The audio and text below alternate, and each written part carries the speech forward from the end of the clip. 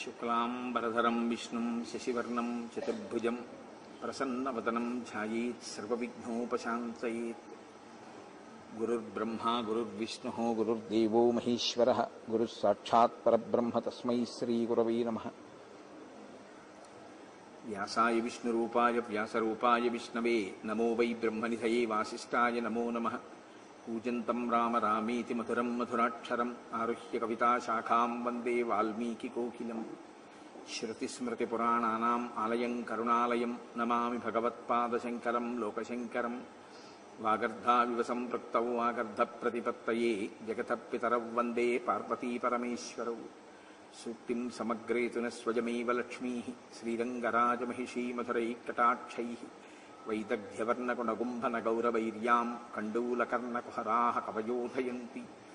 హైమోద్భపుండ్రమజహన్మకుటం సునాసం మందస్మితం మకరకుండలచారుగండం బింబాధరం బహుళదీర్ఘకృపాకటాక్షం శ్రీవేంకటేశముఖమాత్మని సన్నిధత్తాం.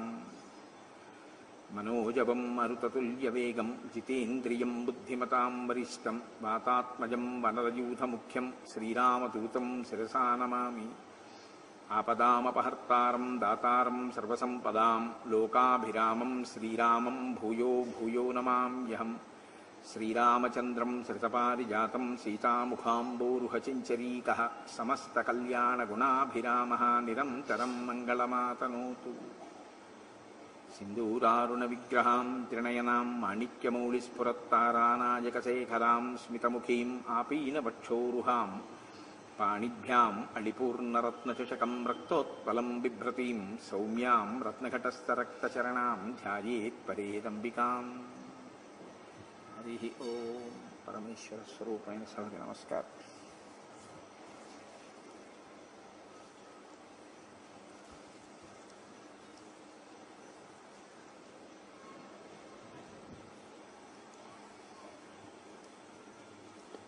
నిన్నను మీరు గమనించారు, మొదటి పర్యాయం జరిగినటువంటి రామరావణ యుద్ధంలో రావణునితో యుద్ధం చేస్తున్నటువంటి లక్ష్మణమూర్తి స్పృహ తప్పి పడిపోయినప్పుడు రావణాసురుడు లక్ష్మణమూర్తిని తీసుకుని వెళ్ళి తన రథం మీద పెట్టుకుని లంకాపట్టణంలోకి తీసుకెడదామని ప్రయత్నించినప్పుడు ఆయన యందు విష్ణుస్వరూపం ఆవాహన అయితే రావణుడు లక్ష్మణమూర్తిని కదపలేకపోయాడు. కానీ హనుమ మాత్రం వెంటనే వచ్చి కదపగలిగాడు. ఇది ఒక గమనించవలసినటువంటి విషయం. ఈశ్వర స్వరూపమును కదపగలిగిన శక్తి ఒక భక్తుని యందు ప్రవేశించింది. కానీ శత్రుత్వాన్ని పూనినటువంటి రావణుడు మాత్రం బాహ్యంలో ఎంత బలవంతుడైనా ఆ పనిని మాత్రం చేయలేకపోయాడు. అంటే ఈశ్వరుణ్ణి కదపడం అన్నదాన్ని మీరు జాగ్రత్తగా అర్థం చేసుకున్నప్పుడు భగవంతుని యొక్క అనుగ్రహం ఎంతవరకు వెడుతుందంటే భగవంతుని యొక్క స్వరూపము భక్తునకు వశమవుతుంది. భక్తుడు ఎలా చెప్తాడో భగవంతుడు అలా నిలబడతాడు. ఒక స్థాయిలో భక్తుడు పొందేటటువంటి గొప్ప అనుగ్రహం అది. విష్ణు స్వరూపాల్లో యథోక్తకారి అని ఒక స్వరూపం ఉంది. యథోక్తకారి అంటే ఆయన ఒకనాడు బయలుదేరి వెళ్ళిపోతుంటే ఒక ఆళ్వారు ఆయన వెనకాతల శ్రీ మహావిష్ణువు కూడా శేషశైనాన్ని చుట్టేసుకుని చంకలో పెట్టుకుని ఆయనతో పాటు వెళ్ళిపోయారు. ఇక్కడ పడుకుందాం అంటే ఓ నది ఒడ్డున పడుకున్నారు. ఇప్పటికీ తమిళనాడులో ఉంది ఆ క్షేత్రం. అందుకని యథోక్తకారి, తన భక్తుడు ఎలా చెప్తే అలా చేసినవాడు అని. అలాగే శంకర భగవత్పాదుల విషయంలో కూడా ఒకనకొకప్పుడు దక్షిణ దేశంలో మధ్వార్జునం దగ్గర ఆయన ఒక శివాలయంలో అద్వైతమే ప్రమాణమా కాదా అని పరమేశ్వరుణ్ణి అడిగితే శివలింగంలోంచి 2 చేతులు పైకొచ్చి అద్వైతం సత్యం అద్వైతం సత్యం అద్వైతం సత్యం అని 3 మాటలు చేతులు ఊగి 2 చేతులతో ఉన్న శివలింగం ఇప్పటికీ తమిళనాట క్షేత్రంలో ఉంది. కాబట్టి ఈశ్వరుడు భక్తుడైనటువంటి వాడికి వశుడై ఉంటాడు. దీన్ని చూపించడం నిన్నను చూపించినటువంటి ఘట్టంలో ఉన్నటువంటి అంతరార్థం. భక్తి ఎంత గొప్పదో మీరు గ్రహించవలసి ఉంటుంది. ఇప్పుడు మొట్టమొదటిసారి జీవితంలో మొట్టమొదటిసారి ఓడిపోవడం అంటే ఇంతకుముందు కూడా ఓడిపోయాడు. వాలి చేతిలో ఓడిపోయాడు, కార్తవీర్యార్జునుడి చేతిలో ఓడిపోయాడు. కానీ తాను ఇన్ని డాంబికాలు పలికి మానవుడు నన్నేం చెయ్యగలడు అని అధిక్షేపించినటువంటి వాడు రాముడు తనని ఏమీ చెయ్యలేడు అని కృతనిశ్చయంతో ఎంతమంది చెప్పినా వినకుండా యుద్ధ భూమికి వెళ్ళినవాడు ఒక్క క్షణకాలంలో, అంత తక్కువ కాలంలో తన రథాన్ని, గుర్రాల్ని, సారథిని పడగొట్టి నిన్ను చంపకుండా వదిలేస్తున్నాను, చేతిలో నీకు అస్త్రము లేదు కాబట్టి, శస్త్రము లేదు కాబట్టి నీవు బయలుదేరి మళ్ళీ నీ అంతఃపురంలోకి వెళ్ళి నేటి రాత్రి విశ్రాంతి తీసుకుని రేపు ఆయుధాలతో కలిసి యుద్ధానికి రా, అప్పుడు నీతో యుద్ధం చేస్తాను అంటే అంతగా అవమానింపబడి అంతఃపురాన్ని చేరుకున్నటువంటి రావణాసురుడు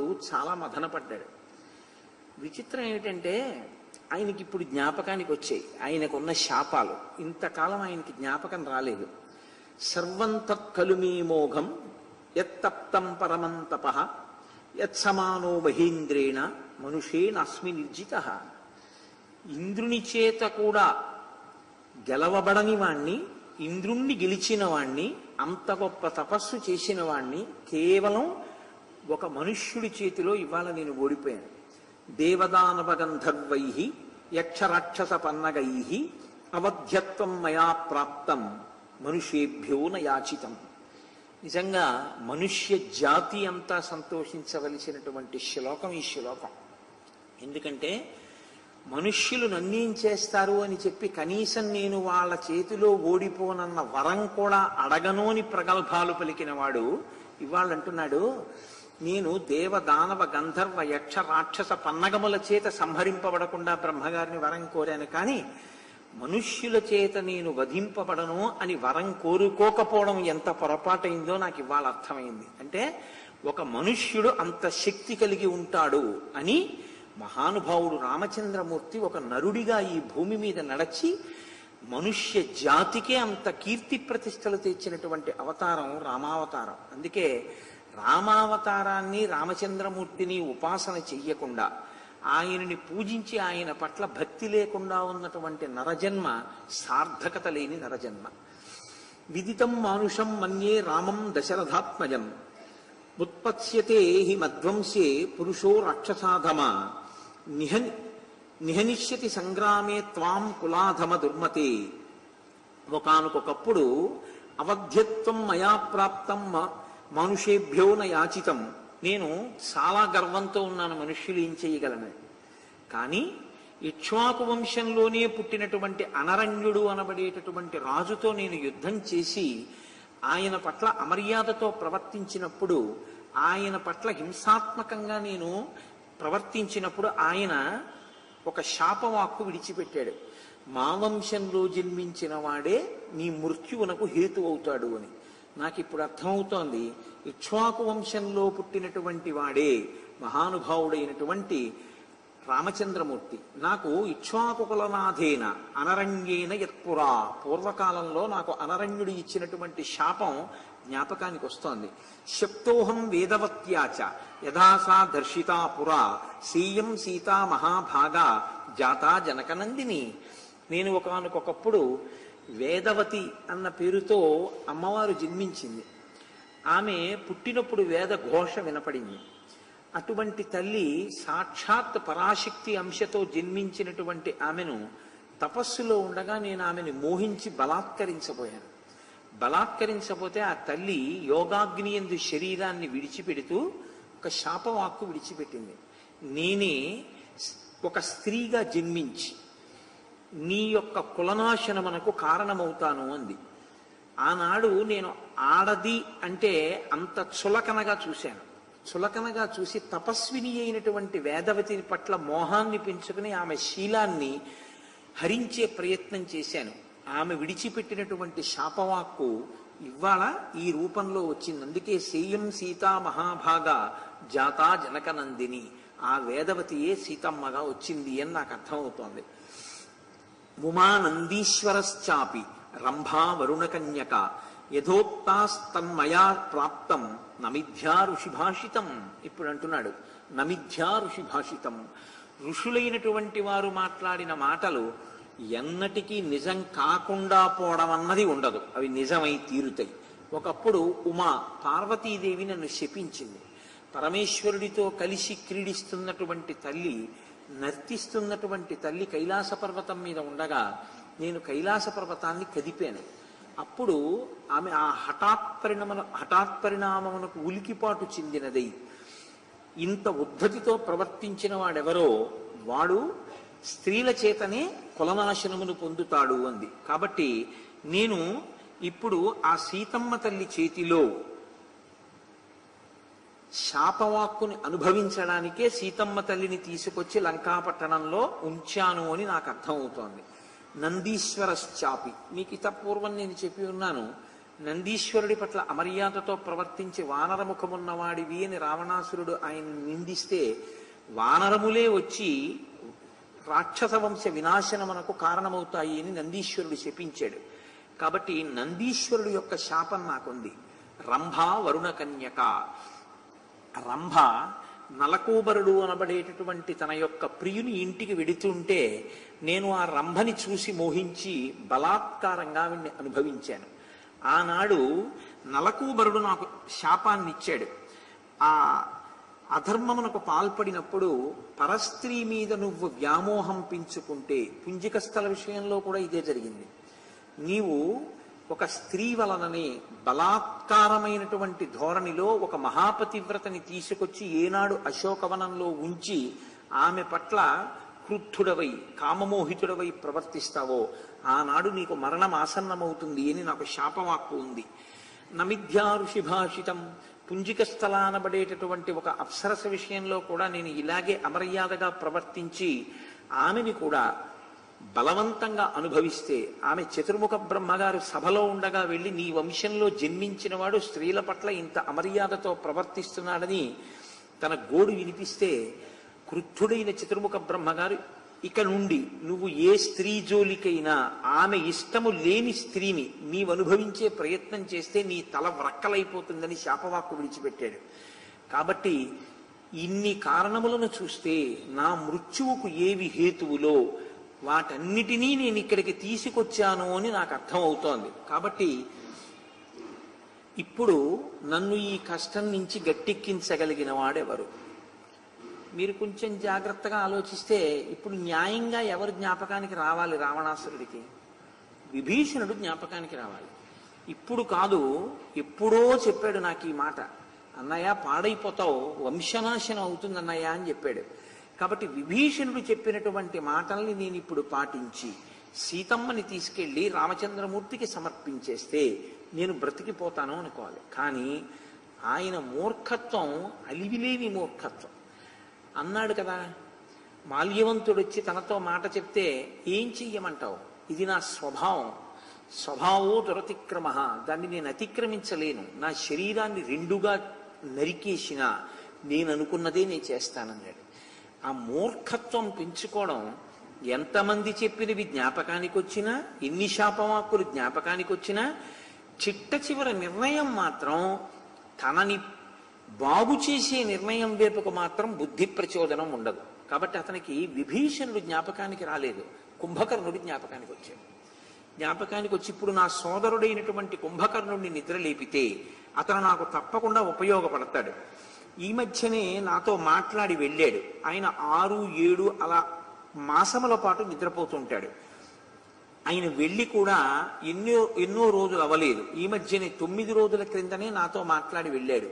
కాబట్టి ఇప్పుడు గాఢ నిద్రలో ప్రవేశించి ఉంటాడు. అది ఆ నెలలు దాటిపోతుంటే కొద్దిగా తెలివి వచ్చే స్థితికి వస్తాడు. 9 రోజుల క్రితమే పడుకున్నాడు కాబట్టి చాలా గాఢ నిద్రలో ఉంటాడు. కొంచెం లేపడం కష్టమే. కాబట్టి కానీ మీరు ఎలాగైనా ప్రయత్నం చేసి ఆయన్ని నిద్ర లేపండి అన్నాడు. అంటే కుంభకర్ణుని యొక్క అంతఃపురమే, కుంభకర్ణుడు ఉండేటటువంటి ప్రాసాదమే చాలా విచిత్రమైన నిర్మాణం. ఎందుకంటే ఆయన పర్వతకాయుడు. రాక్షసుల్లో అంత శరీరం ఉన్నటువంటి రాక్షసుడు ఇంకొకటి లేడు. అంత పెద్ద శరీరంతో ఉన్నటువంటి కుంభకర్ణుడు నడిచి వెళ్ళడానికి వీలుగా అంతంత స్తంభాలతో నిర్మాణం చేశారు ఆ ప్రసాదాన్ని. అందులోకి రాక్షసులు కొన్ని వేల మంది ప్రవేశించారు. ఆయన ఒక పెద్ద గదిలో పడుకుని ఉన్నాడు. ఇప్పుడు ఆ గదిలోకి వెళ్ళాలి లేపడానికి. ఆ గదిలోకి వెళ్ళడానికి వాళ్ళు ప్రయత్నిస్తున్నారు. కుంభకర్ణస్య నిశ్వాసాత్ అవధూతా మహాబలాః ప్రతిష్టమానాః కృచ్ఛ్రేణ యత్నాత్ ప్రవివిశుర్గుహాం. వీళ్ళు వెడదామని ప్రయత్నం చేసినా నిద్రపోతున్నటువంటి కుంభకర్ణుడు ఊపిరి గట్టిగా తీసి ఊపిరి విడిచిపెడుతుంటే ఆ విడిచిపెట్టినటువంటి ఊపిరి యొక్క ధాటికి వీళ్ళందరూ ఎగిరిపోయి దూరంగా పడిపోతున్నారు. కాబట్టి వెళ్ళడం కష్టంగా ఉందా గదిలోకి అంటే ఆయన ఎంత గాలి పీలుస్తాడో ఎంత గాలి విడిచిపెడతాడో ఆయన ఊపిరి విడిచిపెడితే అంత వేగంగా ఉంటుందంటే నిద్రపోతున్నవాడు కోప్పడి కాదు ఆయాసపడి కాదు. ఆయాసపడి కోప్పడినప్పుడు ఉండేటటువంటి ఊపిరి ఇంకెంత వేగంగా ఉంటుందో చూడండి. ఆయన నిద్రపోతూ తీసేటటువంటి ఊపిరి గాఢ సుషుప్తిలో ఉండగా తీసేటటువంటి ఊపిరి మంద్రంగా ఉంటుంది. కానీ అప్పుడే ఆయన విడిచిపెట్టినటువంటి ఊపిరి అంత గొప్పగా ఉందంటే అసలు ఆయన లేచి నిలబడి కోపంతో ఊగిపోయినప్పుడు విడిచిపెట్టిన ఊపిరి ఎలా ఉంటుందో మీరు ఊహ చెయ్యొచ్చు. కాబట్టి ఎంతో కష్టం మీద వాళ్ళు లోపలికి ప్రవేశించి ఆ విడిచిపెట్టిన ఊపిరి చేత కొట్టుకొని పోకుండా ఊంచుకుని జాగ్రత్తగా నిలబడ్డారు. ఊర్ధ్వరోమాంచితమం శ్వసంతమివ పన్నగం త్రాసయంతం మహాశ్వాసై శయానాం భీమదర్శనం. ఆయన నిద్రపోతున్నప్పుడు ఆయన ఒంటి మీద ఉన్నటువంటి వెంట్రుకలన్నీ కూడా అలా నిక్కబొడుచుకుని నిలబడి ఉన్నాయి. ఒక పెద్ద పాము పడుకుని బుస కొడుతుంటే ఎలా ఉంటుందో అలా ఉన్నాడు. అలా పడుకున్నటువంటి కుంభకర్ణుడి దగ్గరికి వీళ్ళు వెళ్ళారు. భీమనాసాపుటం తంతు పాతాళ విపులాననం శయ్యాయాం న్యస్త సర్వాంగం మీదోరుధిర గంధినం. ఆయన పడుకున్నప్పుడు ఆయన ముక్కు రంధ్రములు కనపడుతున్నాయి. ఆ కనపడినటువంటి ముక్కు రంధ్రములు ఎంత ఘోరంగా ఉన్నాయంటే అవి ఏవో పెద్ద పెద్ద పర్వత గుహలు ఎలా ఉంటాయో అలా ఉన్నాయి. పాతాళ విపులాననం పాతాళలోకం ఎలా ఉంటుందో అలా ఉంది ఆయన యొక్క నోరు ముఖమండలము. శయ్యాయాం న్యస్త సర్వాంగం మీదో రుచిర గంధినం. సాధారణంగా లోకంలో ఏ పదార్థాన్ని తీసుకుని పడుకున్నాడో ఆ పదార్థానికి సంబంధించినటువంటిది ఊపిరి ఎందుకు కనపడుతూ ఉంటుంది. కొంచెం తేలిగ్గా అర్థం కావడానికి ఒక ఉపమానం చెప్పాలంటే వెల్లుల్లిపై చాలా విశేషంగా తినేస్తే ఏమవుతుందంటే ఊపిరిలో వెల్లుల్లి వాసన వస్తుంది. మీరు ఎప్పుడైనా గమనించారో లేదో ఆయన పడుకున్నటువంటి పర్యంకం ఆస్తరణం అంతా కూడా రక్తపు వాసన మాంసపు వాసనతో ఉంది. అంటే ఆయన కొన్ని వేల కడవల నెత్తురు తాగుతాడు. దాహం తీరడానికి ఆయన వాడేవి మంచినీళ్లు కావు, ఆయన నెత్తురే తాగుతాడు. కాబట్టి ఆయనకి వండి పెట్టడం అన్నది సాధ్యమయ్యే విషయం కాదు. పచ్చి కూరగాయలు పెట్టేసినట్లే పశువులకి అవి ఏ భూతములు అన్నది కూడా ఆయనకి ఏమి నియమం ఏం లేదు. ఇది తినడమా ఇది తినకపోవడమా గొడవ ఏం లేదు. ఆయన భార్య చాలా అదృష్టవంతురాలు, ఏమీ ఆవిడ వండి పెట్టక్కర్లేదు, రుచితో సంబంధం లేదు. ప్రాణులను తెచ్చి సంహరించి కుప్పలుగా పడేసి వాటినన్నింటినీ ఏదో శివలింగం మీద అభిషేకం చేసేవాడు. ఇక్కడే కోటప్ప కొండలో భారతీ తీర్థస్వామి వారితో కలిసి చదువుకున్నటువంటి వేద పండితుడు ఉన్నారు, మహానుభావుడు. ఆయన అభిషేకం చేస్తుంటే చూడాలి శివలింగానికి, చాలా ఆశ్చర్యంగా ఉంటుంది. ఒక దానిమ్మ పండిస్తే మంత్రభాగం అలాగే చదువుతారు. ఆ దానిమ్మ పండుని 2 చేతులతో పట్టుకుని నలిపేస్తే చక్కగా ధారగా దానిమ్మ రసం శివలింగం మీద పడిపోతుంది. ఆయన అంత వైభవోపేతంగా చేస్తారు అభిషేకం. అలా ఆ తెచ్చిన జంతువులన్నిటినీ పిండేస్తే పాత్రల్లోకి ఆ పిప్పిగా పడిపోయిన వాటిని తినేస్తాడు. ఈ కుండల్లో పోసినటువంటి రక్తాన్ని తాగేస్తాడు. అది ఆయన ఆహారం. అసలు తినే ఆహారం అలా ఉంటుందంటే ఇంకా ఆయన యొక్క యుద్ధం, ఆయన యొక్క అలజడి ఎలా ఉంటుందో, ఉద్ధతి ఎలా ఉంటుందో మీరు ఊహ చెయ్యొచ్చు. కాబట్టి భూతానాం మేరు సంకాశం రాశిం పరమతర్పణం. ఇప్పుడు ఆయన్ని ఎలా నిద్ర లేపడం అంటే పిచ్చి తిండి పిచ్చి నిద్ర రెండూ ఉన్నవాడు. కాబట్టి ఆ ఆహారపు వాసన తగిలితే లేస్తాడేమోనని భూతానాం మేరు సంకాశం, సంపబడినటువంటి అనేక ప్రాణులు, అవి మేకలు కావచ్చు, జింకలు కావచ్చు, లేళ్లు కావచ్చు, మేరు పర్వతం ఎంతెత్తుంటుందో అంతంత రాసులు పోశారు ఆయన చుట్టూ. పోస్తే ఆ చనిపోయిన జంతువుల నుంచి ఆ పుల్లటి నెత్తుటి వాసన వస్తే లేస్తాడేమో ఆకలితోటి. ఆయన ఏం లేవలేదు. మృగాణాం మహిషాణాంచ వరాహాణాంచ సంచయాన్, వీటిని తీసుకొచ్చి ఎటువంటి వాటింటే మృగాణాం మహిషాణాంచ, అక్కడ జింకలు, దున్నపోతులు, అడవి పందులు, వీటిని పోగులు పోగులు కింద పోసేశారు. రాసిం అన్నస్య చాద్భుతం, పెద్ద రాసుల కింద అన్నాన్ని తీసుకొచ్చి పోసేశారు. చక్రుయిర్ నైర్యుత శార్దూల, ఈ తీసుకొచ్చి రాక్షసులు పెద్ద పెద్ద కుప్పల కింద పోసినా కూడా ఆయన మాత్రం ఆ వాసన తగులుతున్నా ఆయనేమి నిద్ర లేవలేదు. తత శోణిత కుంభాశ్చ మధ్యాని వివిధాని చ, దానితో పాటు కొన్ని వేల కడవల నిండా పచ్చి నెత్తురు నింపి ఆ నెత్తుటి కుండలు అక్కడ పెట్టారు. ఆ నెత్తుటి మీద వాసన వస్తే లేస్తాడేమో అని ఆయన వాసన పీలుస్తున్నాడు. అంటే ఊపిరి తీసినప్పుడు ఆ వాసన లోపలికి ఎడుతోంది, కానీ ఆయన ఏం కదలలేదు. అంటే అంత గాఢ నిద్రలో ఉన్నాడు, అంత సుషుప్తిలో ఉన్నాడు. మధ్యాని వివిధానిచ, రకరకాలైనటువంటి కళ్ళు కొన్ని వేల కుండలలో పెట్టారు. ఆయన లేవలేదు. పోని సువాసన తగిలితే లేస్తాడేమోనని అగరు ధూపం చందనం మొదలైనటువంటి ముద్దలు తీసుకొచ్చి ఆ శరీరం అంతా అలదేరు. లేవలేదు. మేఘములు ఎలా గర్జిస్తాయో అలా రాక్షసులందరూ కలిసి పెద్ద పెద్ద గర్జనలు చేశారు. లేవలేదు. శంఖములు తీసుకొచ్చి కొన్ని వేల మంది ఏకకాలంలో పూరించారు. లేవలేదు. ఆవేశం తెచ్చుకొని పెద్ద పెద్ద కేకలు పెట్టారు. అయినా కూడా లేవలేదు. అందరూ కలిసి చప్పట్లు కొట్టారు. అయినా లేవలేదు. ఆయన్ని కొన్ని వేల మంది కలిసి అతి కష్టం మీద కదిపారు అటు ఇటు. అయినా ఆయనేం లేవలేదు. తంశైల శృంగైర్ ముసలైర్గదాభి వక్షస్థలై ముద్గర ముష్టిభిశ్చ సుఖప్రసుప్తం భువి కుంభకర్ణం రక్షాంస్యుదుగ్రాని తదాని చగ్నుహో. పెద్ద పెద్ద రాకళ్ళు పట్టుకొచ్చి ఆయన గుండెల మీద కొన్ని వేల మంది కలిపి కొట్టారు. ఆయనేం కదలలేదు. రోకలి బండలు పనికి రాలేదని గదలు తెచ్చారు, పెద్ద పెద్ద వృక్షాలు పట్టుకొచ్చారు. అరచేతులతో పెద్ద పెద్ద ఇనప గుదియలతో పిడికిళ్లతో బలం కొద్దీ కొన్ని వేల మంది కొట్టారు, గుద్దారు ఏకకాలంలో. ఆయనేం కదలలేదు. అప్పుడు మృదంగాలు, తప్పెట్లు, ఢంకాలు, శంఖాలు, ఘటవాద్యములు మొదలైనటువంటివన్నీ తీసుకొచ్చి అతి బలవంతులైనటువంటి రాక్షసులు కొన్ని వేల మంది ఏకకాలంలో చెవుల పక్కన నిలబడి మోగించారు. ఆ శబ్దానికి లేస్తాడేమో. ఆయన ఇంకా బాగా నిద్రపోయాడు. ఇలా కాదు అని చెప్పి ములుగర్రలు తీసుకొచ్చి, కొరణాలు తీసుకొచ్చి, అంకుశాలు పట్టుకొచ్చి గుర్రాల్ని, ఒంటెల్ని, గాడిదల్ని, ఏనుగుల్ని పొడిచి రెచ్చగొట్టి చాలా ఆవేశంతో ఇవన్నీ పరిగెత్తుతో ఆయన శరీరం మీద తిరిగేటట్టుగా చేశారు. చేస్తే ఈ జంతువుల యొక్క సమూహములన్నీ కూడా ఒక్కసారి లేచి ఆ కుంభకర్ణుడి యొక్క శరీరం మీదకి ఎక్కి పరిగెత్తాయి.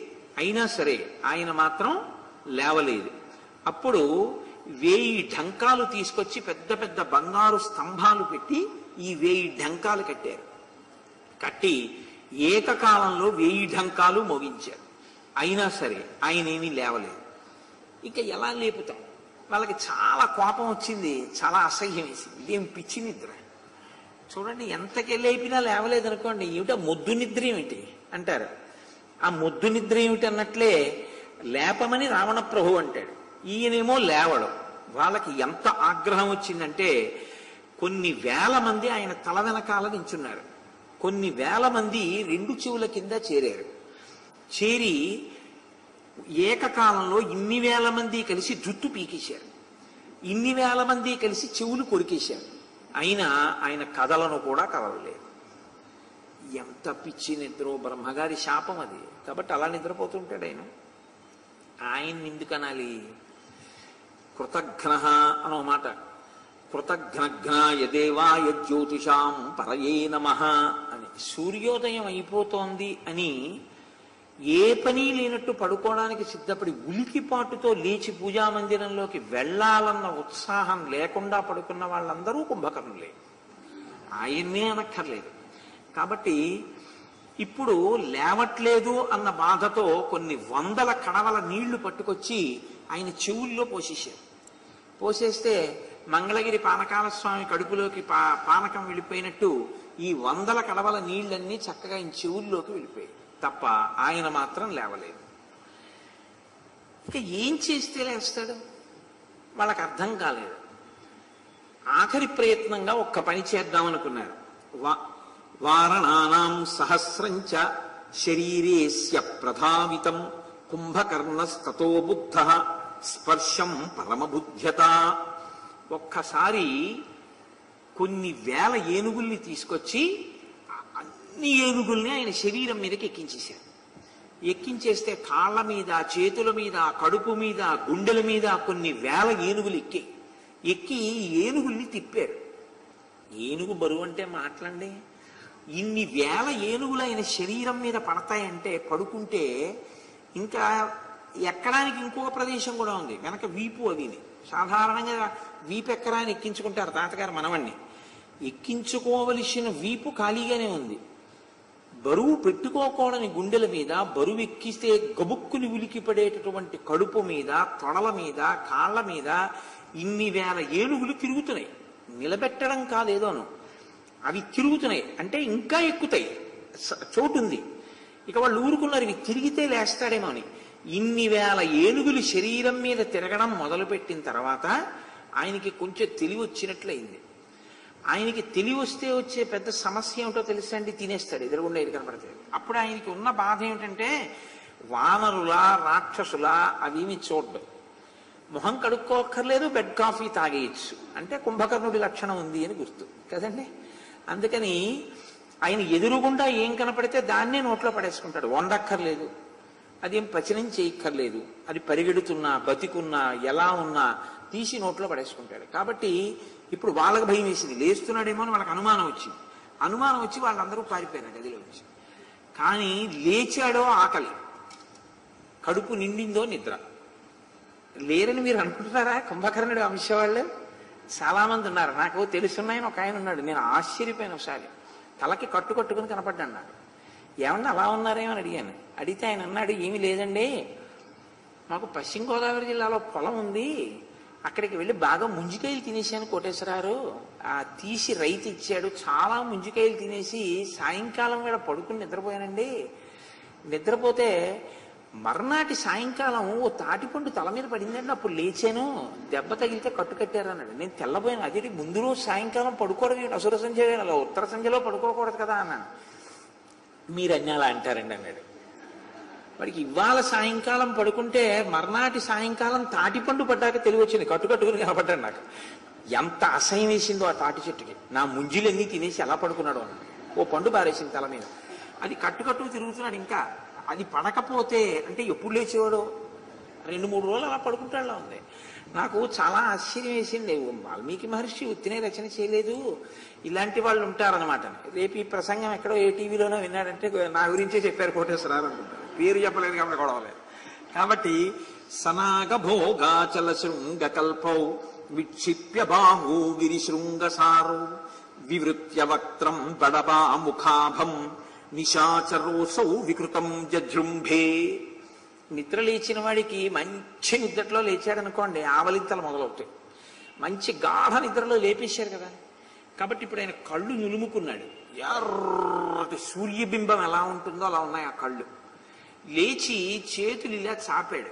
ఎందుకు అంటే ఓసారి ఇలా అనుకోవడానికి ఇలా అన్నాడు.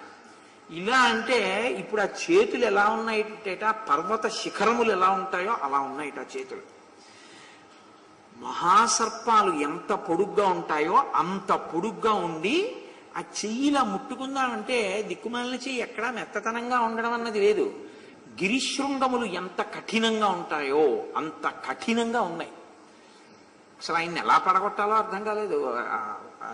యుద్ధభూమిలో ఆయన యుద్ధానికి వెడితే మీరు ఎలాగో ఎదురు వింటారుగా. కాబట్టి ఇప్పుడు అంత కఠినమైనటువంటి చేతులు, అటువంటి బలమైనటువంటి తన బాహువుల్లో సార్ అలా చాపాడు. చాపి సముద్ర గర్భంలో ఉండేటటువంటి బడబానలం ఎలా ఉంటుందో అటువంటి నోరు, అక్కడ ఒక అగ్నిహోత్రం ఉంటుంది అని, అటువంటి నోరు తెరిచాడు. అంటే ఆ నోరు అంత ఎర్రగా, ఎప్పుడూ మరి నెత్తురే తాగి ఎప్పుడే మాంసం తింటే ఏముంది, ఆ నోరు అలా ఉంటుందిలా ఉంది. కాబట్టి తస్యజాజృంభమాణస్య వక్త్రం పాతాళ సన్నిభం దదృశే మేరుశృంగాగ్రే దివాకర ఇవోదిత. ఆయన ఒక పెద్ద ఆవలింత ఆవలించాడు. ఆవలిస్తే ఆ నోరు బాగా ఎప్పుడు తెరుస్తారంటే ఆవలించినప్పుడే. అదో గొప్ప సంతోషం అనుకుంటారు, అదో పెద్ద ప్రజ్ఞ అనుకుంటారు. అనుకుని ఉపన్యాసం వినడానికి వచ్చి మైకులో చెప్తున్న ఉపన్యాసం వినపడుతుందో లేదేమో కానీ వాడు ఆవలించిన ఆవలింత రామనామ క్షేత్రం వరకు వినపడుతుంది. అలా ఆవలించారు, ఏదో చాలా గొప్ప అనుకుంటారు. రాక్షసాంశలోకి ఎడతారు అలాంటి పిచ్చి పనులు చేస్తే. ఉపన్యాసానికి వచ్చి నిద్రపోతూ ఉండడం, ఉపన్యాసానికి వచ్చి ఆవలిస్తూ ఉండడం. వచ్చినప్పుడు భగవత్ కార్యం మీద వెళ్ళినప్పుడు ఎప్పుడూ కూడా పూనికతో ఉండేటట్టు వెళ్ళాలి. అంతే తప్ప భగవత్ కార్యమునందు పిచ్చి నిద్ర, భగవత్ కార్యంలో అలసత్వంతో ఉండడం, సోమరితనంతో ఉండడం మంచి పద్ధతి కాదు. కాబట్టి ఆయన ఒక పెద్ద ఆవలించాడు. ఇప్పుడు నోరు బాగా పగల తీసి ఆవలిస్తే పాతాళ లోకం ఎలా ఉంటుందో అలా ఉంది. అంటే ఒక లోకమే ఆ నోటిలో పడుతుందా అన్నట్టుగా ఉంది. ఆయన దదృశే మేరుశృంగాగ్రే దివాకర యువోదిత, మేరుశృంగం మీద ఉదయించేటటువంటి సూర్యబింబం ఎలా ఉంటుందో అంత ఎర్రగా ఉన్నాయి ఆ పై తట్టు, ఆ దవడలు, ఆ నాలుక భాగము మొదలైనటువంటివన్నీ. ఆయన నిద్ర లేచాడు. లేవగానే నన్ను ఎవరు లేపారు అన్న ఆలోచన తర్వాత, లేపినవాడు తర్వాత కనపడతాడు, మాట్లాడచ్చు. ముందు ఆకలి. లేవగానే ఆకలి వేయడం అంత మంచి లక్షణం కాదు, అలా ఉండకూడదు. లేవగానే ఆకలి ఏంటి? లేచిన తర్వాత ముందు కనీసం అనుష్ఠానం అయ్యేంత వరకు శరీరం నిలబడగలగాలి. ఏదో కొన్ని వ్యాధులు ఉంటాయి, ఏదో 6 గంటలు దాటితే తినకుండా ఉండకూడదు, ఏదో ఒకటి తినాలి అని, అదో ప్రారంధం. అటువంటిప్పుడు దాన్ని నేను దోషం పట్టను. కానీ శరీరాన్ని నిలబెట్టవలసి వచ్చినప్పుడు అదొక ధర్మం కిందకి వెళ్ళిపోతుంది. దాన్ని తప్పు అని చెప్పడం కూడా చాలా కష్టం, అలా చెప్పకూడదు కూడా. ఎందుకంటే ఇది ఉంటే కదా ఇది ధర్మ సాధనం. ఇది తప్ప ఉట్టినే లేవగానే ఆకలేసి చేయడం, లేవగానే ముందు ఏదో ఒకటి తినేస్తూ ఉండడం, అదే పనిగా తాగేస్తూ ఉండడం, అలా ఉండకూడదు. ఈశ్వర కార్యమునకు వెళ్ళిపోయే పూనికి ఎక్కువ ఉండాలి. తప్పనిసరి పరిస్థితుల్లో ఏదో దాని గురించి అల్లరి తప్ప అంత మరీ ఆహారమునందు వ్యామోహం, ఆహారం తినేసిన తర్వాత నిద్రపోవడం, ఎప్పుడు బతుకంతా దేని మీద అంటే కడుపు కన్ను.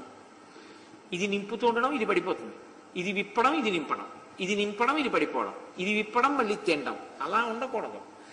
కొంతమంది చూడండి ఎందుకు తినేస్తారో తెలియదు, పిచ్చి తిండి అంటారు.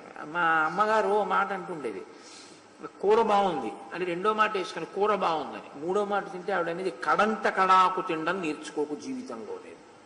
అది వ్యామోహం. ఆహారమును అలా తినకూడదు. ఒకే పదార్థంతో పిచ్చిగా జుర్రుకు తినడం మంచి పద్ధతి కాదు. అది వ్యామోహం కిందకి వెళ్ళిపోతుంది కొన్నాళ్ళకి. పదార్థం బాగుంది అంతే, దాని యందు వ్యామోహం లేకుండా అభినందించి ఇంకొకటి తినడం కూడా నేర్చుకోవాలి. అలా ఉండాలి తప్ప కడంట కడాకు తినకండి అంటుండేది ఆవిడ. అలా పెద్దలు మహాతల్లులు వాళ్ళు అలా నేర్పారు, ఏదో మంచి మాటలు చెప్పారు. కాబట్టి దదృశే మీరు శృంగాగ్రే దివాకర యువోదిత, లేవగానే తినేయాలి ఇప్పుడు. కాబట్టి చేతులు చాపి వెతుక్కుని చూశాడు అలా ఒకసారి. అబ్బో పెద్ద పర్వత శిఖరాల్లో పోసేశారు, ఎలాగో తినేస్తాడని. అన్నం, ఆ జంతువులు, వీటినన్నింటినీ ఇవన్నీ తినేశాడు. తినేసిన తర్వాత అక్కడ పెట్టినటువంటి ఆ రక్తాన్నంతటినీ కూడా కొన్ని వేల కణవల రక్తాన్ని తాగేశాడు. తాగేయడం వల్ల కొవ్వు తినేశాడు, మాంసం తినేశాడు, అదంతా ఒళ్ళంతా పోసేసుకున్నాడు. ఇప్పుడు లేచాడు. ఇప్పుడు బాగా లేచి ఎవరో ఆ గోడ పక్కన నించున్నారు, నన్ను ఎందుకు లేపారు అన్నాడు. ఇప్పుడు అంటే ఇంకా తినడు, కడుపు నిండింది. అలా అని కూడా నమ్మకం ఏమి ఉండదు, తినేస్తుంటాడు. కుంభకర్ణుడు మీరు యుద్ధకాండలో చూద్దరు కానీ ఆయన యుద్ధం చేయడం కన్నా తినేస్తుంటాడు ఎక్కువ. అదే ఆయన యుద్ధం అంతే. అసలు లోకంలో చాలా విచిత్రమైన స్థితి ఏంటంటే ఈయన గురించి దేవతలు బెంగపెట్టుకున్నారు. ఈయన లేచుంటే మీరు నేను మన వంశాలు ఇవేమి ఉండవు. ఎందుకంటే దేవతలు బ్రహ్మగారిని అడిగారు, ఈయన ఉంటే లోకం ఉండదు, తినేస్తాడని. పసితనంలో తినేశాడు సగం మందిని. ఆయన తినడానికి ఋషి ఉండదు, రాక్షసుడు ఉండడు, వానరం ఉండదు, తొండ, బల్లి, కుక్క, పిల్లి ఏది కనపడినా తింటాడు. అలా నిద్రపోతాడు. అది అసలు అటువంటి విచిత్రం. బ్రహ్మగారు ఉలిక్కిపడ్డాడు ఆయన చూసి. ఒరే నువ్వు నిన్ను ఎలా కన్నాడు రా విశ్రవసో బ్రహ్మ అని అడిగాడు ఆయన. అంటే మీరు ఆలోచించండి, రాముడంతటి వాడు నేను ఎన్నడూ చూడలేదు ఇలాంటి ప్రాణిని, ఇది ఏమిటని అడిగాడు ఆయన. అంత విచిత్రమైనటువంటి ప్రాణి అసలు ఆ కుంభకర్ణుడు. కాబట్టి ఇప్పుడు ఎవరు గోడచాటున ఉన్నవాళ్ళు ఎందుకు లేపారు? నన్ను ఎవరైనా లేపారా? లేపారు కాబట్టే కదా ఇవన్నీ సిద్ధంగా పెట్టారు. ఇంకా నేను నిద్రపోలేదే కంటి నిండా, ఎందుకు లేపేశారు? అంత అవసరం ఏమొచ్చింది? రాజుకి ఏమైనా ఇబ్బంది వచ్చిందా అన్నాడు. అంటే అంత అవసరం అయితే తప్ప ఈయన్ని లేపరు ఎవరు. ఈయన్ని లేపవలసినంత అవసరం ఆ ఊళ్ళో ఏం ఉండదు. ఎందుకంటే వీళ్ళ తమ్ముళ్ళు చాలా మంది ఉన్నారు అక్కడ, వాళ్లే చక్కబెట్టేస్తారు. కాబట్టి ఎందుకు ఇబ్బంది వచ్చింది? ఇప్పుడు యూపాక్షుడు అనబడేటటువంటి వాడు చాలా జాగ్రత్తగా అంజలి ఘటించి మాట్లాడాడు. మనుష్యుని వలన మనకి తీరనటువంటి భయం ఏర్పడింది అన్నాడు. మనుషాన్నో భయం రాజన్ తుములం సంప్రబాధతే. మనకి మనుష్యుడి వలన పెద్ద ఆపద వచ్చింది, ఉలిక్కి పడ్డాడు. సీతాపహరణ కారణంగా చాలా కోపాన్ని పొందినటువంటి రామచంద్రమూర్తి వానర సైన్యంతో కలిసి లంకాపట్టణం మీద యుద్ధానికి వచ్చారు. ఒక వానరుడైనటువంటి హనుమ లంకాపట్టణ ప్రవేశం చేసి లంకనంతటినీ కాల్చి కొన్ని వేల మంది యోధుల్ని సంహరించి రావణుని యొక్క కుమారుడైన అక్షకుమారుణ్ణి కూడా సంహరించాడు. నేడు మీ అన్నయ్య అయినటువంటి రావణాసురుడు రామచంద్రమూర్తి చేతిలో ఓడిపోయి పరాభవాన్ని పొంది అంతఃపురంలో కుమిలిపోతూ కూర్చునున్నాడు. కాబట్టి నిన్ను లేపి తీసుకురమ్మని అడిగారు. కాబట్టి నువ్వు బయలుదేరి మీ అన్నగారి దర్శనానికి వస్తే బాగుంటుంది అంటే ఆయన అన్నాడు, ఎందుకు యుద్ధభూమికి వెళ్ళిపోతానని, రామలక్ష్మణుల్ని తెగటార్చేస్తాను, ప్రతివాడికి ఇదో తేలికే, వెళ్ళిపోతానన్నాడు. అంటే వాళ్ళన్నారు, కాదు, నువ్వు మీ అన్నగారిని చూసి ఆయన మాటలు విని వెడితేనే బాగుంటుంది. కాబట్టి నువ్వు లంకాపట్టణంలో ఉన్న ఆ అంతఃపురానికి, రావణాంతఃపురానికి రావలసింది. ఆయన లేచి స్నానం చేశాడు. స్నానం చేసి వస్త్రములు కట్టుకునేటప్పటికీ ఆయనకి దాహం వేసింది. అంటే ఈశ్వరుడి విషయంలో మనం ఇది పాటిస్తుంటాం. ఈశ్వరుడికి అభిషేకం చేసినప్పుడు ఎక్కువ ఆకలిస్తుంది. అభిషేకం చేశారనుకోండి మీరు ఈశ్వరుడికి, వెయ్యదు అని మీరు అనుకోకండి. ధ్రువమూర్తికి అభిషేకం చేస్తే ప్రతిష్ఠ చేయబడినటువంటి మూర్తిని మీరు సరిగ్గా నివేదనలు పెట్టలేదనుకోండి, అవి ఆకలి పొందుతాయి. కాబట్టి దేవాలయ నిర్వహణ సరిగ్గా లేకపోతే ఎవరు నిర్వహిస్తున్నారో వాళ్ళు ఈశ్వరుడి యొక్క ఆగ్రహానికి గురవుతారు. అందుకని దేవతలు అభిషేకాన్ని పొందితే ఆకలి బాగా వేస్తుంది అని కొంచెం రాసి గట్టిగా ఉంచి అభిషేకానంతరం నివేదన చేస్తారు. అభిషేకం చేస్తే దాహం కూడా వేస్తుంది అని స్నానానంతరం శుద్ధాచీమనీయం సమర్పయామి అని ఒక మంత్రం. అందుకే షోడశోపచారాల్లో స్నానం చేస్తే కొద్దిగా నీళ్లు తాగండి అంటాం. ఎందుకంటే స్నానం చేసిన తర్వాత కూడా బడలిక పొందుతుంది శరీరం, దానివల్ల కొద్దిగా నీటిని పుచ్చుకుంటుంది అని. అలా ఇప్పుడు ఆయన స్నానం చెయ్యగానే ఆయనకి దాహం వేసింది. ఆయన దాహం వేస్తే కొద్దిగా మంచినీళ్ళు తాగి రావణాసురుణ్ణి కలుసుకోవాలి. ఆయన కొద్దిగా దాహం తీరడము అంటే 2000 కడవల మద్యం తాగాడు. కొద్దిగా అంటే ఒక గ్లాసుడు 2 గుటకల మంచినీళ్ళు తాగి ఎక్కడికన్నా బయలుదేరుతుంటాను చూసారా, గొంతు తడారిపోకూడదు అనుకుంటే 1-2 గుటకలు తాగి బయలుదేరుతారు. అలా ఒక 2000 మద్యపు కడవలను స్వీకరించాడు. స్వీకరించి రావణాంతఃపురానికి వెళ్ళడం కోసమని చక్కగా ఆయన్ని తీసుకెళ్లే వాహనాలు ఏముంటాయండి, కష్టం కదా. బహుశా రావణాసుడికి ఎందుకో ఆలోచన కూడా రాలేదులా ఉంది అలా తయారు చేద్దామని. ఆయన లంకాపట్టణ రాజవీధుల్లో నడిచి వెడుతున్నాడు. వెడుతుంటే లంకా ప్రాకారము బయట వానరులు ఉన్నారు. వాళ్ళకి కనపడ్డాడు ఈయన. కనపడగానే వాళ్ళు పారిపోవడం మొదలెట్టారు. ఎందుకని అంటే అసలు ఇదేంటి అంతఃప్రాణి ఏమిటి, అది వస్తుందా యుద్ధానికి అని అడిగారు. అడిగితే మరి అక్కడ లేచిందంటే వస్తుంది, లంకలో లేచిందంటే ఇక్కడికి వస్తుందిగా వానరుల మీదకి అనగానే అసలు దాంతో మనకి యుద్ధం ఏమిటని వాళ్ళు పారిపోవడం మొదలుపెట్టారు. అప్పుడు రామచంద్రమూర్తి కూడా ఆశ్చర్యపోయారు. నేను పూర్వం ఎప్పుడూ ఇటువంటి ప్రాణిని కానీ, ఇంత పెద్ద శరీరం ఉన్న రాక్షసుణ్ణి కానీ నేను చూడలేదు. విభీషణ అసలు ఎవరైనా అని అడిగారు. అడిగితే అస్య ప్రమాణాత్ సదృశో రాక్షసో న్యోన విద్యతే. ఈయన మా అన్నగారైనటువంటి రావణాసురుని యొక్క తమ్ముడు, నాకు అన్నగారు, మధ్యలో పుట్టినటువంటి వాడు, కుంభకర్ణుడనేటటువంటి పేరు కలిగినటువంటి వాడు, విశ్రవసో బ్రహ్మ యొక్క కుమారుడు. ఈయన అస్య ప్రమాణాత్ సదృశో రాక్షసోన్యోన విద్యతే. రాక్షస జాతి మొత్తంలో ఇంత పెద్ద శరీరం ఉన్న రాక్షసుడు ఇప్పటి వరకు లేడు. అంత పెద్ద రాక్షసుడు. శూలపాణిం విరూపాక్షం కుంభకర్ణం మహాబలం. ఈయన కొన్ని బారుల పొడుగుండేటటువంటి ఒక పెద్ద శూలాన్ని పట్టుకుంటాడు.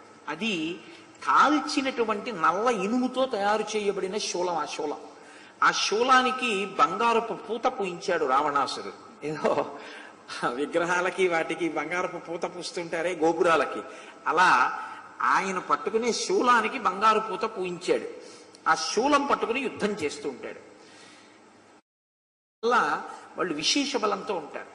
కానీ కుంభకర్ణుడి యొక్క గొప్పతనం ఏమిటంటే అతనిది దేవతానుగ్రహం చేత వచ్చినటువంటి బలం కాదు. దేవతలు ఆ బలం కనపడకుండా ఆయన్ని నిద్రపుచ్చారు. నిజంగా ఆయన్ని వదిలేశారనుకోండి, మీరు ఆయన్ని వదిలేస్తే మీరు ఆయన్ని పట్టుకోలేరు. ఎందుకో తెలుసా అండి? ఆయన ఇంకా తినేస్తాడు. 6 నెలలు పడుకోలేదు అనుకోండి, పడుకోకపోతే ఇంకా తినేస్తాడు. ఇంకా తినేస్తే ఇంకా పెరిగిపోతాడు, ఇంకా పడుకుంటాడు. అదే పనిగా తిని పడుకుని చేస్తే ఇంకా ఎంత పెరిగిపోతాడే. కాబట్టి అతని బలం దేవతానుగ్రహంగా వచ్చింది కాదు, పుట్టుకతో వచ్చింది. అన్యేషాం రాక్షసేంద్రేణాం వరదాన కృతం బలం. ఇతరమైనటువంటి రాక్షసుల యొక్క బలం ఇలా పుట్టుకతో వచ్చిన బలం కాదు, వాళ్ళకి దేవతల యొక్క అనుగ్రహంగా వచ్చినటువంటి బలం. ఏతేన జాతమాత్రేణ క్షుధార్తేన మహాత్మన భక్షితాని సహస్రాణి సత్వానాం సుబహూన్యపి. ఆయన ఆకలి కూడా అలాగే ఉంటుంది రామ. ఆయనకి చాలా ఆకలి వేస్తే ఎన్ని ప్రాణులను ఆయన తింటాడు అన్నది లెక్క కట్టడం చాలా కష్టం. సాధారణంగా లోకంలో ఇంకా నాకు చాలండి అని తృప్తితో అనేది ఏది అంటే ఒక్క అన్నం విషయంలో. మీరు ఎన్నిచ్చినా నాకు ఇంకా చాలండి అని మనిషి అంటాడు అని ఊహించడం చాలా కష్టం. ఒక్క భోజనం అయితే మాత్రం ఏదో ఒక స్థితిలో అమ్మ కడుపు నిండిపోయింది ఇంకొద్దండి అంటాడు. ఆ మాట లేని ప్రాణి ఎవరైనా ఉంటే లోకంలో కుంభకర్ణుడు ఒకడే. కాబట్టి ఎంత తింటాడు అన్నది చెప్పడం కుదరదు రామ. ఈయన ఒకానొకప్పుడు దేవతలతో యుద్ధం జరుగుతున్నప్పుడు మా అన్నయ్య పనుపున యుద్ధానికి వెళ్ళాడు. యుద్ధానికి వెడితే పాపం ఆ ఇంద్రుడు ఏదో పెద్ద ప్రాణి అనుకుని తన వజ్రాయుధం పెట్టి గుండెల మీద కొట్టాడు. ఈయన ఒకసారి ఇలా గోక్కుని వేరే ఆయుధం ఏం పట్టుకురాకుండా వెళ్ళాడు. ఆ ఐరావతం యొక్క దంతం ఒకటి పీకేశాడు. పీకేసి ఆ దంతం పెట్టి ఇంద్రుడిని గుండెల మీద కొట్టాడు. ఇంక కొత్తగా ఆయుధం ఏం తెచ్చుకోడు, అది పెట్టే కొట్టాడు. కొత్త ఇంద్రుడు అదిరిపోయాడు. ఆ దెబ్బకి అదిరిపోయి దేవతలందరితో కలిసి చతుర్ముఖ బ్రహ్మగారి దగ్గరికి వెళ్ళాడు. అసలు ఈ ప్రాణి ఏమిటి, దీని స్థితి ఏమిటి అని వాళ్ళు అన్నారు. ఏవం ప్రజా యదిత్వేష భక్షయిష్యతి నిత్యశ అచిరేణైవ కాలేన శూన్యో లోకో భవిష్యతి. ఓ బ్రహ్మ, మీరు సృష్టి చేస్తూ ఉంటారు. మీరు ఎంత వేగంగా సృష్టి చేసినా ఈ కుంభకర్ణుడనేటటువంటి వాడు లోకంలో తిరగడం మొదలు పెడితే మీరు ఇలా సృష్టి చేసి ఇలా వదలగానే వీడు తింటుంటాడు. ఒక్కొక్కడు చూడండి, పెసరట్టు తినడం మీద ఉత్సాహం ఉండదు, అప్పుడే వేసిన పెసరట్టు తింటాడు. ఒక్కొక్కడి స్థితి ఎలా ఉంటుందంటే ఏమో అది మంచిదో చెడో నేను చెప్పను, అలా నాకేం ఉత్సాహం లేదు, కానీ నేను వచ్చే లోపల వేసి ఇద్దని చెప్తాడు. 9 అయినా పాపం ఆవిడ అలా కూర్చోవాలి. కూర్చుని అది ఎండవనివ్వండి, కొండవనివ్వండి, ఏమవనివ్వండి, అప్పుడు కూర్చుని ఒక్కొక్క వంటింట్లోకి ఏదో 9దో 10దో అయ్యేప్పటికి ఎండ లోపల కొట్టేస్తుంటుంది. ఆ తూర్పు సాధారణంగా ఆగ్నేయంలో కదండి వంటశాలలు ఉంటాయి, అప్పుడు తూర్పు నుంచి ఎండ పడుతుంది వేసవికాలంలో. ఈయన ఏమంటాడంటే నేను 10ంటికి తింటాను, అప్పుడు ఎద్దు అని వేడిగా పెసరట్లు అంటాడు. పెసరట్టు అంటే అది వేసేసి వెళ్ళిపోయేది కాదు, అక్కడే నిలబడాలి, లేకపోతే మాడిపోతుంది. మాడిపోతే ఆయన కోప్పడతాడు. ఆయన ఏం చేస్తారంటే హాల్లో కూర్చుంటాడు టేబుల్ మీద. ఈవిడేం చేయాలంటే వంటింట్లో నించోవాలి. దిక్కుమాలిన పెసరట్ట కావద్దు, సిమ్లో పెట్టాలి, హైలో పెట్టడానికి ఉండదు. పెట్టి ఈవిడ అలా నిలబడాలి. ఈయన ఒక వేడి పెసరట్టు అక్కడ పెడితే అది తినే లోపల ఇంకో పెసరట్టు వేసేయాలి. అది చల్లారితే ఆయనకి కోపం. అంటే సరే, దాని గురించి ఇంకంతకన్నా ఎందుకనే. కాబట్టి దేవతలు అన్నారు బ్రహ్మగారితోటి, నీవు సృష్టి చేసిన ప్రాణులు ఈ లోకంలో ఏమి ఉండవు, ఇంకా ఖాళీగా ఉంటుంది. నువ్వు ఎవరి కోసం సృష్టి చేయాలో తెలుసా? ఆయన తినడానికి సృష్టించాడు. ఆఖరికి ఒకనొకప్పుడు ఆకలేసి అంత ఆలస్యం ఏమిటో నిన్నే పడేసుకుంటాడు నోట్లో. కాబట్టి అచిరేణైవ కాలేన శూన్యో లోకో భవిష్యతి, లోకమేమి ఉండదు, ఖాళీ అయిపోతుంది. అంటే చతుర్ముఖ బ్రహ్మగారంతటి వాడు ఆశ్చర్యంతో గడ్డం కింద చెయ్యెట్టుకుని అన్నాడు, అసలు ఆ విశ్రవసో బ్రహ్మ ఇలాంటి పిల్లాన్ని ఎలా కన్నాడన్నాడు అని. లోకోద్ధరణ కొరకు ఆయన అన్నాడు, తస్మాత్మద్య ప్రభృతి మృతకల్ప శీష్యసే. వీడు చచ్చిపోయిన వాళ్ళ ఇవాళ నుంచి పడుకుని నిద్రపోతాడు. బతికుంటాడు కానీ పడుకుని ఉంటాడు, నిద్రపోతాడన్నాడు. అంటే వెంటనే పడుకున్నాడు. బ్రహ్మగారి వాక్కు కదండి, నిద్రపోవడం మొదలెట్టాడు. ఇప్పుడు ఇక తినేడు కదా, గొడవలేదు. ఈశ్వరుడు కొంత నిద్ర ఇవ్వడం ఒక రకంగా అదృష్టం. లేకపోతే ఏమీ తోచలేదని వేయించిన శనగపప్పు తినేస్తుంటారు కొంతమంది. అది ఆ తినడానికి అర్థమే ఉండదు, ఏదైనా తినేస్తారు. కాబట్టి ఇప్పుడు ఈయన నిద్రపోతాడు అన్నారు అంటే ఆయన నిద్రపోయాడు. ఇప్పుడు బాధ ఎవరికి కలిగిందంటే రావణాసురుడికి కలిగింది. అదో విచిత్రమైనటువంటి బంధుప్రీతి అయింది. ఇప్పుడు ఆయన అకస్మాత్తుగా లేచి బ్రహ్మగారి దగ్గరికి వచ్చాడు. పులస్త్య వంశంలో పుట్టాడు. నీ వంశంలో బంగారు చెట్టు పెంచినట్టు పెంచావు నువ్వే. ఇంత చక్కటి పిల్లాడు, ఎంత చక్కటి పిల్లాడు, ఇలాంటి వాడు ఉన్నాడేంటి లోకంలో? ఎంత ముద్దు ముద్దుగా తింటాడు, ఎంత బొద్దుగా ఉంటాడు. అలాంటి పిల్లాన్ని నిద్రపుచ్చేస్తావా? వాడు గునగున తిరుగుతూ ఆడుకుంటూ తింటూ తిరుగుతుంటే ఎంత బాగుంటుంది. వాడిని అలా చెప్పించావేమిటి? ఇంకొక మాట చెప్పన్నాడు. అంటే ఆయన అన్నాడు 6 నెలలు తింటాడు, 6 నెలలు పడుకుంటాడు. 6 నెలలకి ఒక్క రోజు లేస్తాడు. ఆ రోజున వీడి తినడానికి నేను చేసిన సృష్టిలో చాలా సరిపోతుందన్నాడు. అది కూడా కనకనలాడిపోతున్న ఆకలితో అగ్నిహోత్రం ఎలా ఉంటుందో అలా తినేస్తాడు. అగ్నిహోత్రంలో నిలబడేసినా కాలిపోతుంది. దాన్ని ఏం పచనం చేయడం ఏమి ఉండదు ఆయనకి, ఇంకా అంత టైం ఏమి ఇవ్వడం. కాబట్టి 6 నెలలకి లేస్తుంటాడు, లేచి ఒక రోజు ఉంటూ ఉంటాడు, ఉండి తింటూ ఉంటాడు. కాబట్టి నేను ఆ ఒక్క ఉపశాంతి వాక్కు ఇస్తాను. అంటే అప్పటి నుంచి ఆయన 6 నెలలు నిద్రపోవడం, లేస్తూ ఉండడం అన్నది అలవాటుగా మారిపోయింది. అటువంటి వాడు చాలా భయంకరమైనటువంటి యుద్ధం చేస్తాడు. కుంభకర్ణుడు యుద్ధానికి వస్తే అసలు ఆ ప్రాణిని చూసి యుద్ధభూమిలో నిలబడడం ఎవరికైనా చాలా కష్టం.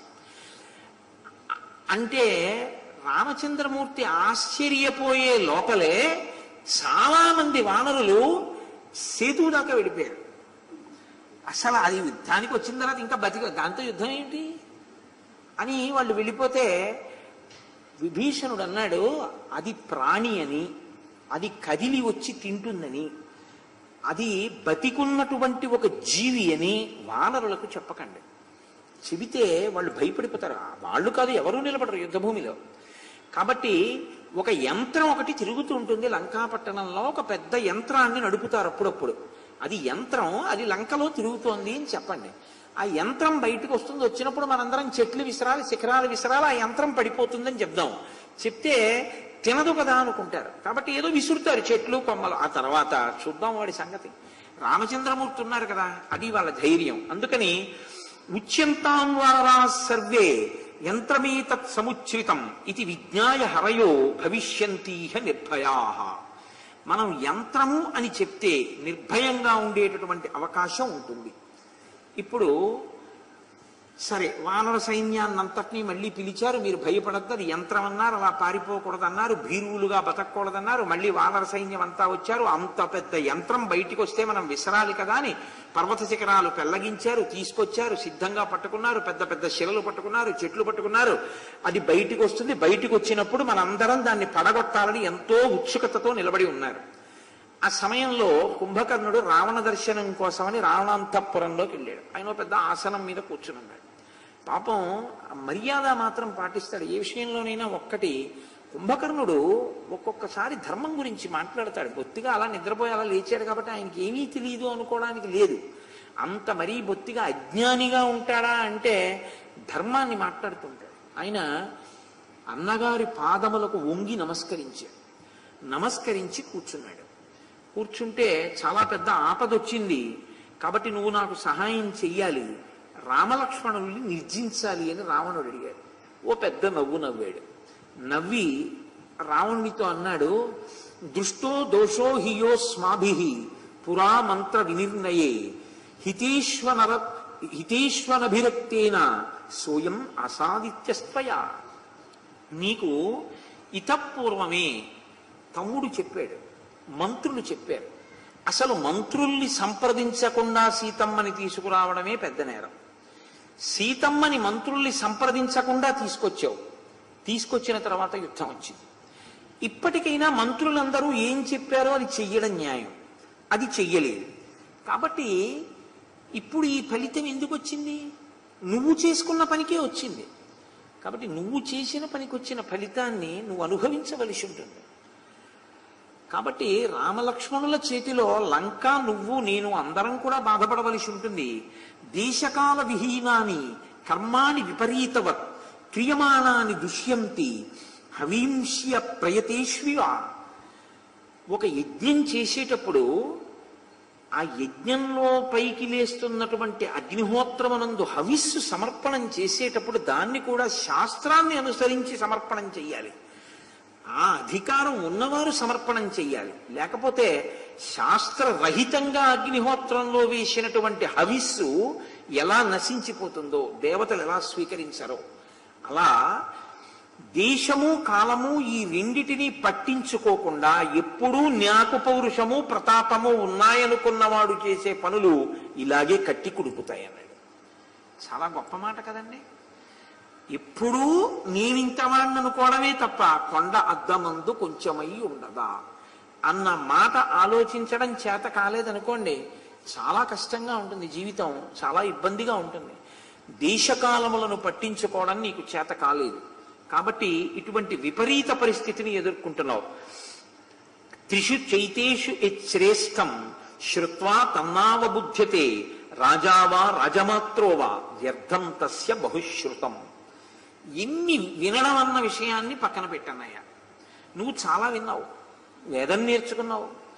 ఎన్ని విన్నావు అన్నది ప్రధానం కాదు. విన్న దాంట్లో పురుషార్థముల యందు మూడిటిని నువ్వు ఎలా వాడుకుంటుంటావు అన్నది చాలా ప్రధానం. పురుషార్థములలో మూడుని ఎందుకన్నాడంటే, మూడు పురుషార్థములను సక్రమంగా వినియోగిస్తే నాలుగవ పురుషార్థమైన మోక్షము చేకూరుతుంది. ఇందులో అన్నయ్య కామమును ధర్మంతో ముడివేసి అనుభవించాలి, అర్థమును ధర్మంతో ముడివేసి అనుభవించాలి. ఒకవేళ ధర్మమునకో అర్ధకామములకో మధ్య తారతమ్యంలో దేనికి ఎక్కువ స్థానాన్ని మనం ఇవ్వాలి అని అనుమానం వస్తే ధర్మానికే పెద్దపీట వేయాలి. కాబట్టి ధర్మముతో ముడివెయ్యని అర్థం, ధర్మంతో ముడివెయ్యని కామం, ఈ రెండు చాలా చాలా ప్రమాదాన్ని తీసుకొస్తాయి. అర్థము ధర్మంతో ముడిపడిపోతే రక్షిస్తుంది, కామము ధర్మంతో ముడిపడిపోతే రక్షణే ఇస్తుంది. అవి రెండు దోషభూయిష్టాలు కావు. కానీ నీ కామము ధర్మముతో ముడిపడలేదు, ఇది నీకు ఉపద్రవాన్ని తీసుకొస్తాను. నీ యందు అనురక్త కాని స్త్రీని తీసుకొచ్చావు. కామమునకి ఇచ్చినటువంటి ప్రాధాన్యత ధర్మమునకి ఇవ్వలేదు. నీతో యుద్ధానికి వచ్చిన ఆయన అర్ధకామములను పక్కన పెట్టి ధర్మానికి ప్రాధాన్యత ఇచ్చినవాడు.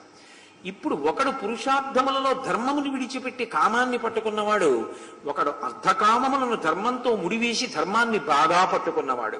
ఇప్పుడు యుద్ధము పురుషార్థములను సరిగా పట్టుకోలేని వాడికి పట్టుకున్నవాడికి మధ్య జరుగుతోంది. ధర్మము జయించడం నిశ్చయం కదా అన్నయ్య. కాబట్టి నీ అనుష్ఠానంలో, నీ ప్రవర్తనలో దోషం ఉంది. నువ్వు ఇది ఎందుకు దిద్దుకోలేకపోయావు అని అడిగాడు. నీ దగ్గరున్న మంత్రులు సరైన వారు కారు.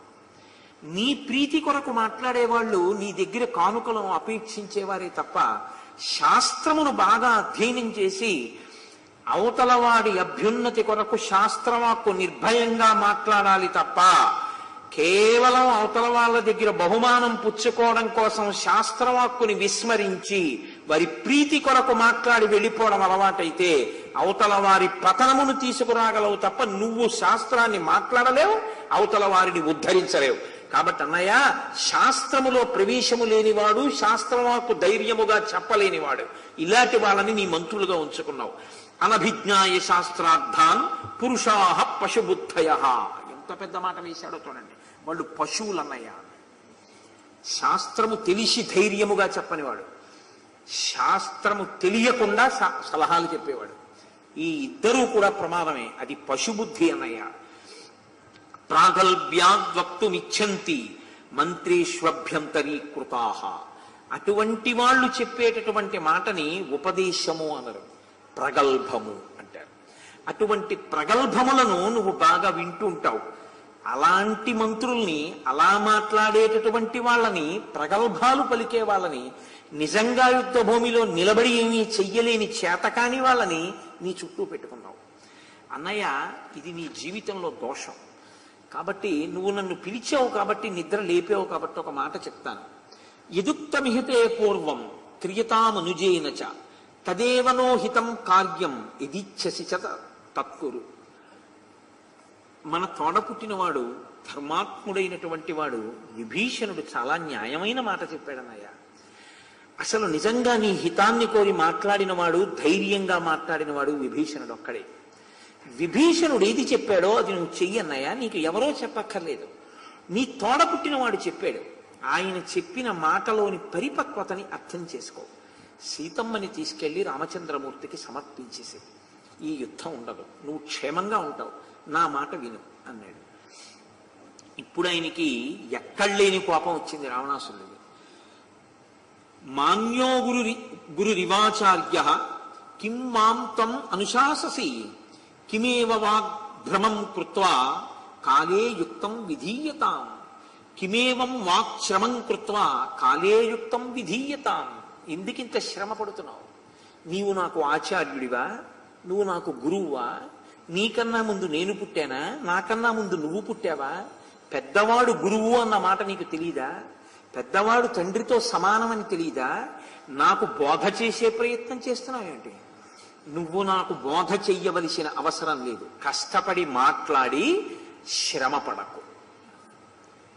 ఎంత దారుణంగా ఉంటుందో చూడండి. రావణుని మాట అంటే, మీరు మంచి మాట చెప్పారనుకోండి, కొంతమంది అంటారు మీరు అంత శ్రమ తీసుకోక్కర్లేదంటారు. అంటే వాళ్ళు అంత తేలికగా మీ సలహా తీసుకుంటారని గుర్తు.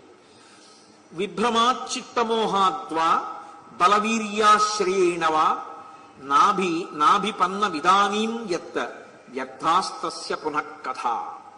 ఆయన అంటాడు, అందుకే శ్రీరామాయణాన్ని మీరు బాగా విన్నా, బాగా దాన్ని చదువుకున్నా, మీరు కొన్ని మాటలు అసలు మీ జీవితంలో మాట్లాడలేరు. ఆ మాట వాడడానికి మీకు భయంగా ఉంటుంది. మీరంతా శ్రమ పడకండి, మీరు నాకు సలహా చెప్పకండి, మీరు నాకు చెప్పేంత వాళ్ళు కారు, ఒకసారి నిర్ణయం తీసుకుంటే నా మాట నేనే విన్ను, ఇలాంటి పిచ్చి పిచ్చి మాటల లోకంలో ప్రచారంలోకి రావు, మీరు అనరు. అది ఎవరి మాటలు? రావణాసురుడి మాటలు. అవి ఏం చేసాయి? తలకాయలు కూయించాయి. కాబట్టి అటువంటి మాటలకు ప్రాధాన్యత ఉండదు. అటువంటి మాటలు పిల్లలు అనడం కానీ, అటువంటివి వినే అవకాశం కానీ మనం ఇవ్వకుండా జాగ్రత్త పడగలం. ఎప్పుడు? రామాయణ సంస్కారం మనకు అబ్బితే. కాబట్టి ఆయన అన్నాడు, విభ్రమాచిత్తమోహాత్వ, పోన్లే నేను భ్రాంతి చేత చేశాను, అజ్ఞానం చేత చేశాను, బలవీర్యాశ్రయేణవా నేను బలగర్వంతో చేశాను, నాభిపన్న విధానీయత్ ఇప్పుడు నేను ఏం చేశానన్న దాన్ని వదిలిపెట్టేశాయి, వ్యర్థాస్తస్య పునఃకథ నేనేం చేశాను అన్నదాని గురించి మాట్లాడతావు ఎందుకు? గతాన్ని తవ్వకు, నేనేం చేశానో చెప్పకు. అస్మిన్ కాలేతు యద్యుక్తం తదిదానీం విధీయతాం గతంతు నానుశోచంతి గతంతు గతమేవహి. జరిగిపోయింది జరిగిపోయింది, దాని గురించి ఇప్పుడు మాట్లాడద్దు. అస్మిన్ కాలేతు యద్యుక్తం, ఇప్పుడేం చెయ్యాలో మాట్లాడు, నీకేమైనా చేతనైతే. తదిదానీం విధీయతాం, ఇప్పుడు ఏం చెయ్యాలో కదండి చెప్పాడు కుంభకర్ణుడు. సీతమ్మని పట్టుకెళ్ళి ఇచ్చేయమనే కదా చెప్పాడు. నేను మీకు మొదటి నుంచి చెప్తున్నాను, తను ఏమనుకుంటున్నాడో అది చెప్తేనే ప్రీతి పొందుతాడు తప్ప, తను ఇప్పుడు చెప్పమన్నాడు కదా అని ఆయన ఇష్టపడనిది మీరు చెప్పారనుకోండి, ఆయన ఏం ఒప్పుకూడదండి. ఆయన ఏమనుకుంటున్నాడో అదే చెప్పాలంటే కుంభకర్ణుడు ఏమని చెప్పాలి? అన్నయ్య నేను వెళ్ళి యుద్ధం చేస్తానన్నయ్య, రామలక్ష్మణుల్ని ఎంతసేపు అన్నయ్య చంపేస్తానన్నయ్య అన్నాడు అనుకోండి, తమ్ముడా నువ్వు ఎంత మంచివాడివిరా అంటాడు. అన్నయ్య సీతమ్మని ఇచ్చేయి అన్నయ్య అన్నాడు అనుకోండి, నువ్వు ఎంత దురాత్ముడివిరా అంటాడు. విభీషణుడిని వదిలేసిన వాడికి కుంభకర్ణుడిని వదిలేయడం పెద్ద లెక్క అండి, పెద్ద లెక్కేం కాదు. నన్ను అడిగితే రామాయణం బాగా పరిశీలనం చేస్తే రజోగుణం కన్నా తమో గుణమే కొంత శ్రేష్టమేమో అనిపిస్తుంటుంది. కుంభకర్ణుడే రావణాసురుడి కన్నా మంచివాడేమో అనిపిస్తుంది. కాబట్టి నీ మనస్సుకి నాకు సహకారం చెయ్యాలి అని అనిపించిందా, సహకారం చెయ్యి, వెళ్ళి యుద్ధం చెయ్యి, పరాక్రమించు. చిక్కులలో పడి ఉన్నప్పుడు ఎవడు చెయ్యూతనిచ్చి ఆదుకుంటాడో అది గొప్ప విషయం తప్ప, చిక్కులలో ఉన్నప్పుడు లేచి విమర్శించినటువంటి వాడు అప్పుడు నువ్వు తప్పు చేశావని ఎత్తి చూపినవాడు వాడు ఏ విధంగా బంధువు? కాబట్టి నువ్వు ఏమైనా నాకు ఉపకారం చెయ్యాలనుకుంటున్నావా అని అడిగాడు. దారుణమైన ఈ మాటలు విన్నటువంటి కుంభకర్ణుడు అన్నాడు ఒక నవ్వు నవ్వి, అన్నయ్య నాకన్నా ముందు పుట్టినవాడివి కదా, నీ వెనక పుట్టాను కదా, నువ్వు నాకు అన్నవి కదా, నేను నీకు తమ్ముణ్ణి కదా అన్నయ్య, మన ఇద్దరి మధ్య ఒక సహజమైన ప్రేమ ఉంటుంది కదా, ఆ ప్రేమ చేత నేను మాట్లాడాను తప్ప నీకు చెప్పగలిగిన వాణ్ణి అని నా ఉద్దేశ్యం కాదు. నువ్వు చెప్పింది చెయ్యను అని కూడా నువ్వు అనుకోవద్దు. అన్నయ్య నువ్వు కోరుకున్నట్టే నేను తప్పకుండా యుద్ధానికి వెడతాను. రామలక్ష్మణులు పెద్ద విషయం కాదు, వానరులు అంతకన్నా పెద్ద విషయం కాదు, వాళ్ళందరినీ తెగటార్చేస్తారు. అధపూర్వం హతే తేన మయిత్వాం హంతి రాఘవ నాహమాత్మని సంతాపం గచ్చేయం రక్షసాధిప. ఇక్కడ ఈశ్వరుడు ఆయన నోటి